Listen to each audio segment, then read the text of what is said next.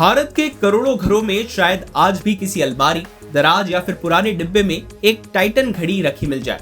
हो सकता है उसकी बैटरी खत्म हो चुकी हो, लेकिन उससे जुड़ी यादें आज भी चल रही हो। किसी की पहली सैलरी, किसी का पहला इंटरव्यू, किसी की शादी, किसी का कॉलेज का आखिरी दिन। टाइटन ने एक ऐसी पहचान बनाई जो जिंदगी के खास पलों की गवाह बनती थी। लेकिन आपको जानकर हैरानी होगी कि जिस कंपनी की घड़ी आज करोड़ों भारतीयों की कलाई तक पहुंची है, उसकी कहानी की शुरुआत एक बंद पड़ी घड़ी से हुई थी। आज हम मेड इन इंडिया पर गर्व करते हैं, लेकिन 1970 और 80 के दशक में हालात बिल्कुल अलग थे। उस दौर में विदेशी चीजें बेहतर मानी जाती थी और घड़ियों की बात हो तो लोगों के दिमाग में स्विट्जरलैंड और जापान का नाम आता था। भारत घड़ी बना सकता है। बहुत लोगों को इस बात पर भरोसा नहीं था, लेकिन एक आदमी था जिसे भरोसा था, JRD टाटा। उन्हें लगता था कि भारत सिर्फ दूसरों का बाजार नहीं बन सकता, भारत दुनिया के लिए ब्रांड भी बना सकता है। लेकिन सपना देखना आसान था, उसे पूरा करना नहीं। उस समय भारत में घड़ियों का कारोबार लगभग पूरी तरह सरकारी कंपनी HMT के कब्जे में था। टाइटन बनने से पहले लगभग 10 साल तक टाटा ग्रुप सरकार के दफ्तरों के चक्कर काटता रहा। हर बार एक नई फाइल, हर बार एक नया नियम, हर बार एक नई रुकावट। इन रुकावटों से कई लोग हार मान लेते, कई लोग दूसरा बिजनेस चुन लेते। लेकिन टाटा ग्रुप ने इंतजार किया, क्योंकि कभी कभी सपने जल्दी नहीं, सही समय पर पूरे होते हैं। आखिरकार 1984 में रास्ता खुला। टाटा इंडस्ट्रीज और तमिलनाडु इंडस्ट्रियल डेवलपमेंट कॉर्पोरेशन यानी टिटको ने मिलकर टाइटन की स्थापना की। इस मिशन की कमान सौंपी गई सर एस देसाई को। उनकी सोच अलग थी। वो कहते थे लोग घड़ी नहीं खरीदते, वो अपनी पहचान खरीदते हैं। यानी टाइटन सिर्फ समय बताने वाली मशीन नहीं बनने वाली थी, वो एक भावना बनने वाली थी। 1986 में टाइटन के पहले प्रोटोटाइप्स की समीक्षा शुरू हुई। इन डिजाइनों में एक नई सोच दिखाई दे रही थी, स्लिम, एलिगेंट और अंतर्राष्ट्रीय मानकों से प्रेरित। यह भारतीय घड़ी उद्योग के लिए एक बिल्कुल नई दिशा थी। कई सालों की मेहनत के बाद टाइटन ने अपनी पहली क्वार्ट्ज वॉच का बैच तैयार किया।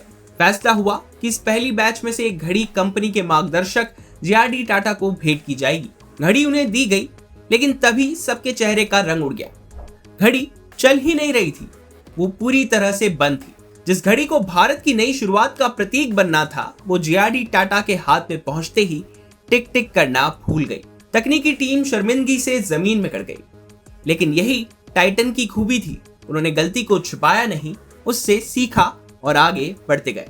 दिसंबर 1987 में बेंगलुरु के सफीना प्लाजा में टाइटन का पहला शोरूम खुला। कंपनी ने पहले दिन 17 घड़ियां बेची और पहले महीने में 313 घड़ियों की बिक्री हुई। 1987 में टाइटन ने अपने विज्ञापन भी लॉन्च किए। उस समय भारतीय विज्ञापनों में घड़ियों को ऐसे प्रीमियम अंदाज में बहुत कम देखा गया था।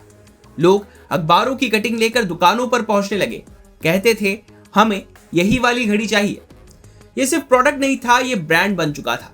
कुछ ही सालों में टाइटन ने HMT समेत पूरे बाजार की तस्वीर बदल दी। 1990 के दशक की शुरुआत में टाइटन भारत की स्टार कंपनी बन गई थी। लेकिन फिर कुछ सालों में एक बड़ा रोड ब्लॉक आया। कंपनी को लगा जब भारत जीत लिया है तो यूरोप भी जीत लेंगे।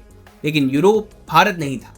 वहां ग्राहक ज्यादा सख्त थे, प्रतिस्पर्धा ज्यादा मजबूत थी, रिटेल सिस्टम बिल्कुल अलग था। टाइटन को एक बड़ा झटका लगा। जिस विस्तार को कंपनी अपनी सबसे बड़ी सफलता मान रही थी, वो उसकी सबसे बड़ी असफलताओं में बदलने लगा। नुकसान बढ़ा, दबाव बढ़ा और एक समय ऐसा आया जब यह फैसला कंपनी पर भारी पड़ता दिखा।